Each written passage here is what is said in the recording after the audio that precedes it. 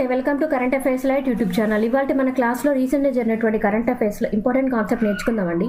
మీకు కనుక మా ఛానల్లో ఉన్నటువంటి వీడియోస్ అండ్ ఎక్స్ప్లెనేషన్ నచ్చినట్లయితే మా ఛానల్ లైక్ చేయండి, షేర్ చేయండి అండ్ సబ్స్క్రైబ్ చేయండి. Welcome to current affairs light YouTube channel.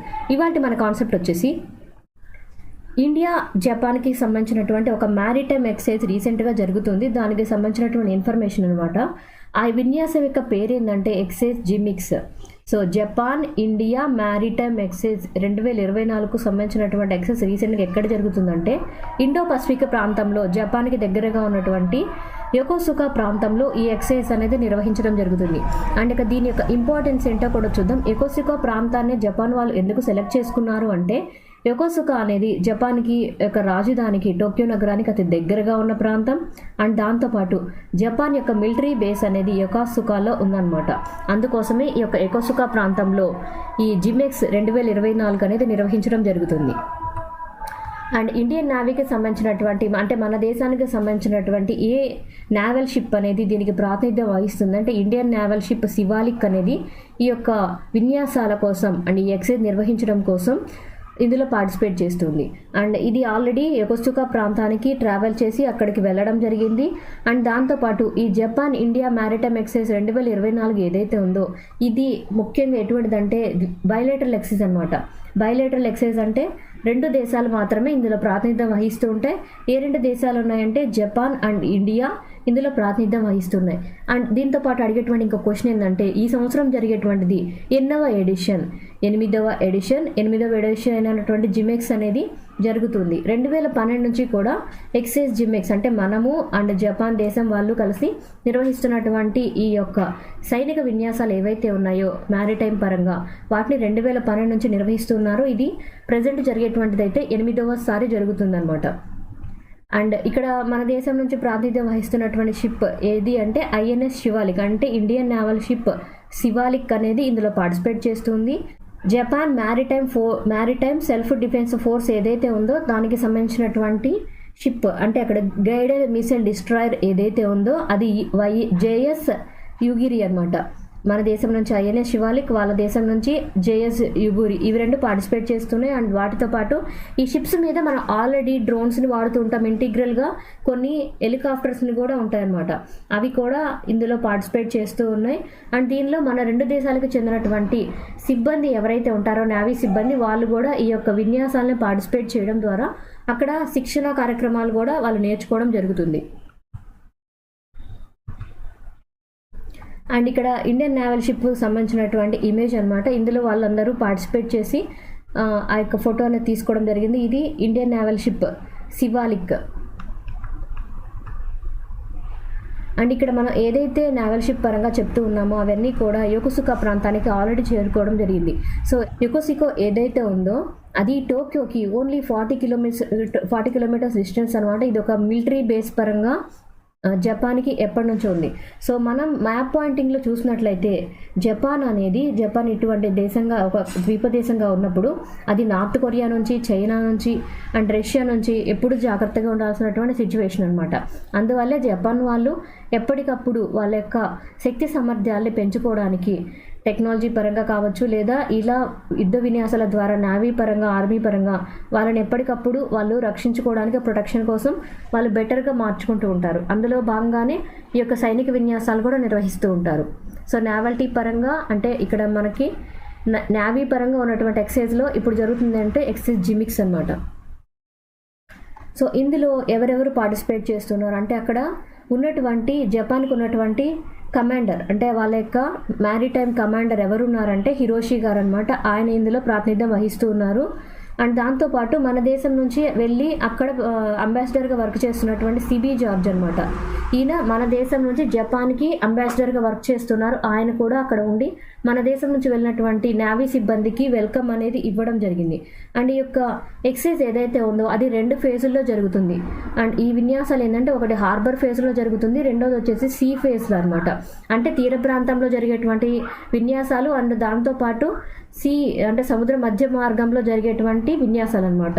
So ఇందులో ఏంటంటే ప్రొఫెషనల్ పరంగా, స్పోర్ట్స్ పరంగా అండ్ సోషల్ ఇంటరాక్షన్ అంటే వెళ్ళిన సిబ్బంది సైనిక శిక్షణ యొక్క ఏవైతే అక్కడ యూస్ చేస్తూ ఉన్నారో టెక్నాలజీని, వాటిని ఎలా యూస్ చేయాలి అనేటువంటి టెక్నికల్ నాలెడ్జ్ అనేది అండ్ అక్కడ మనకు వెళ్ళినటువంటి సిబ్బంది ఒకరికొకరు నేర్పించుకోవడం జరుగుతుంది. ఇదంతా ఎందులో భాగంగా అంటే హార్బర్ ఫేజ్లో అనమాట. అండ్ దాంతోపాటు వాళ్ళ దగ్గర ఎటువంటి టెక్నాలజీ ఉంది, వాళ్ళు ఎటువంటి శిక్షణ కార్యక్రమాలు వాడుతున్నారు, ఇవన్నీ కూడా మనకు తెలుస్తాయి అనమాట. అండ్ సీ ఫేజ్లో పరంగా అయితే నిర్వహించేటువంటి ఏవైతే జరుగుతుంటాయో వాటిలో ఏంటంటే వార్ ఫైటింగ్ అనేది ఇంపార్టెంట్. ఎందుకంటే రెండు దేశాలు కలిసి కొన్ని శిక్షణ కార్యక్రమాలు ఏ విధంగా అంటే శత్రు దేశాలు కనుక మన దేశం మీద కానీ జపాన్ మీద కానీ పోటీకి వస్తే, ఏదన్నా యుద్ధ వాతావరణ పరిస్థితులు వస్తే జపాన్ అండ్ ఇండియా రెండూ కలిసి శత్రువుల మీద ప్రయోగించాల్సినటువంటి విన్యాసాలు అనమాట. వాటన్నిటిని ఒకసారి వాళ్ళు నేర్చుకోవడం జరుగుతుంది. అండ్ దీని ద్వారా ఏంటంటే సర్ఫేస్ పరంగా, సబ్ సర్ఫేస్ పరంగా, ఎయిర్ డొమైన్స్ అంటే ఇక్కడ మన హెలికాప్టర్లు వాడుతున్నాం, ఇవన్నిటి పరంగా కూడా ఎలా మన యుద్ధ వాతావరణ పరిస్థితులు వచ్చినప్పుడు ఇది ఎదుర్కోవాలి అని ముందుగానే ఒక శిక్షణ కార్యక్రమాలు అనేవి ఈ యొక్క ఎక్సైజ్లో భాగంగా నేర్పించబడతాయి. అండ్ ఇందులో మనకి పార్టిసిపేట్ చేసిన ఏదో చూసాము ఏంటంటే ఐఎన్ఎస్ శివాలిక్ అనమాట. మన దేశం నుంచి ఐఎన్ఎస్ శివాలిక్ అండ్ వాళ్ళ దేశం నుంచి జేఎస్ యుగురి పార్టిసిపేట్ చేస్తూ ఉన్నాయి. అండ్ దీనిలో హెలికాప్టర్స్ అండ్ డ్రోన్స్ ఏవైతే మన నేవీ వాళ్ళు యూజ్ చేస్తూ ఉంటారో అవన్నీ కూడా ఇందులో ఉన్నాయన్నమాట. సో ఇక్కడ జరుగుతున్నటువంటి జిమెక్స్ 2024 ఏదైతే ఉందో దాని ద్వారా ఏంటంటే రెండు దేశాల మధ్య ఒకరికొకరు నేర్పించుకోవడానికి, అంటే మ్యూచువల్ లెర్నింగ్ అనేది ఇందులో ఇంపార్టెంట్. వాళ్ళ దేశం నుంచి మన టెక్నాలజీకి సంబంధించిన నేర్చుకుంటాం, మన దేశం నుంచి ఏవైతే మనం ఇప్పుడు వాడుతూ ఉన్నామో ప్రజెంట్ మనం యూజ్ చేసేటువంటి ఆయుధ సామాగ్రి అయినా లేదా మనం మిస్సైల్స్ ఏవైతే వాడుతున్నామో వాటి గురించి మనం వాళ్ళకి నేర్పించడం జరుగుతుంది. అండ్ ఆపరేషనల్ ఇంటరాక్షన్ ఉంటుంది. అంటే రెండు దేశాలకు చెందినటువంటి నేవీ సిబ్బంది ఎవరైతే ఉన్నారో వాళ్ళు ఒకరికొకళ్ళు నేర్పించుకుంటారనమాట. వాళ్ళ దగ్గర స్కిల్స్ అండ్ నాలెడ్జ్ ఏదైతే ఉందో ఒకరికొకరు షేర్ చేసుకోవడానికి ఇది ఒకటి ఉపయోగపడుతుంది. అండ్ దాంతోపాటు రెండు దేశాల యొక్క మ్యారీటైమ్ పరంగా అంటే నేవీ పరంగా ఉన్నటువంటి సెక్యూరిటీ కోఆపరేషన్ ఏ విధంగా ఉంది అంటే ఇక్కడ మనకు ఉన్నటువంటి రీజన్ ఏంటంటే ఇండో పసిఫిక్ ప్రాంతం ఏదైతే ఉందో అక్కడ పరిస్థితులన్నిటి సరిగ్గా చూసుకోవడానికి రెండు దేశాలు కలిసి ఏ విధంగా వర్క్ చేయాలి, ఇటువంటి విషయాలన్నీ కూడా జిమెక్స్ 2024లో నేర్చుకోవడం జరుగుతుంది.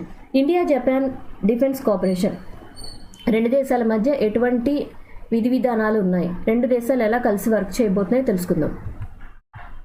సో ఇప్పుడు జరుగుతున్నటువంటి జిమెక్స్ ఏదైతే ఉందో అది ఒక స్ట్రాటజిక్ పార్ట్నర్షిప్ అనమాట. దీని ద్వారా ఏంటంటే ఇండియా అండ్ జపాన్ రెండూ కలిసి కూడా రెండు దేశాల యొక్క భద్రత కోసం, స్టెబిలిటీ కోసం ఇండో పసిఫిక్ ప్రాంతంలో రెండు కలిసి కట్టుగా వర్క్ చేయడానికి ఏ విధమైనటువంటి విషయాలు కావాలో వాటన్నిటి కోసం ఇవి రెండు కలిసి ఈ యొక్క ఎక్సర్సైజ్ నిర్వహించడం జరుగుతుంది. అండ్ దీంతో పాటు ఇది ఒక డిఫెన్స్ డైలాగ్ కూడా ఉంటుందన్నమాట.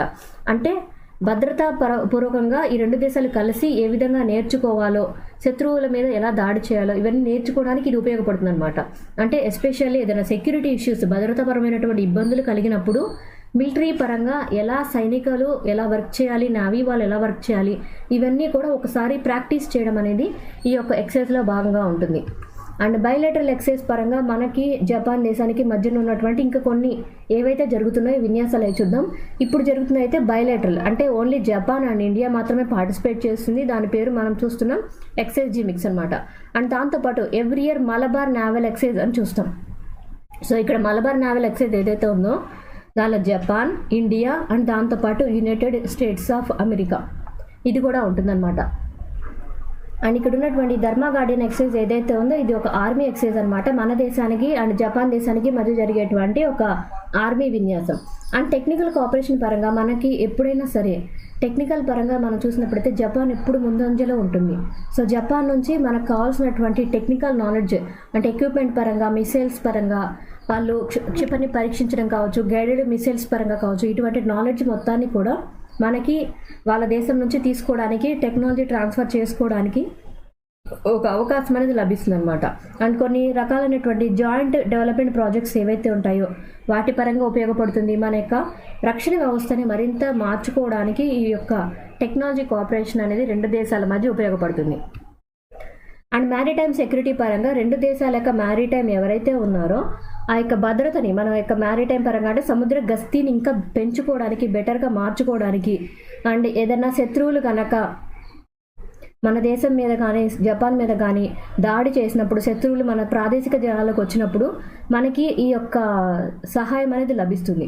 అండ్ ఫ్రీడమ్ ఆఫ్ నావిగేషన్ కూడా ఉంటుందన్నమాట. ఎప్పుడైతే మన జపాన్ యొక్క ప్రాదేశిక జలాల దాకా వెళ్ళగలిగేటువంటి ఛాన్స్ ఉందో, మన అక్కడ వర్తక వాణిజ్యాలు చేసుకోవడానికి, నావిగేట్ అవ్వడానికి మన దేశానికి అవకాశం లభిస్తుంది అనమాట. అది కూడా మ్యారిటైమ్ లాస్ ఏవైతే ఉంటాయో, అంటే చట్టాలకి లోబడి, సముద్రం యొక్క చట్టాలకు లోబడి మనం అక్కడ వర్తకం అనేది చేసుకోవడానికి ఇటువంటి కోఆపరేషన్ కూడా మనకు లభిస్తుంది అనమాట. డిఫెన్స్ ట్రేడ్ పరంగా అయితే జపాన్ అనేది ఎప్పటికీ టెక్నాలజీలో బెస్ట్గా ఉంది. మనం ఆ దేశం నుంచి ఇప్పటికే డిఫెన్స్కి సంబంధించినటువంటి, అంటే మన దేశం యొక్క రక్షణ వ్యవస్థను బలోపేతం చేసుకోవడానికి ఏవైతే ఎక్విప్మెంట్ అవసరమో, టెక్నాలజీ అవసరమో అవన్నీ కూడా మనకి లభిస్తూ ఉన్నాయన్నమాట. అండ్ దాంతోపాటు ఫ్యూచర్లో కనుక ఇంకా మనం చేయగలిగితే మన ఆత్మనిర్భర్ భారత్ కింద మనం ఇప్పటికీ అన్నీ తయారు చేసుకుంటూ ఉన్నాం.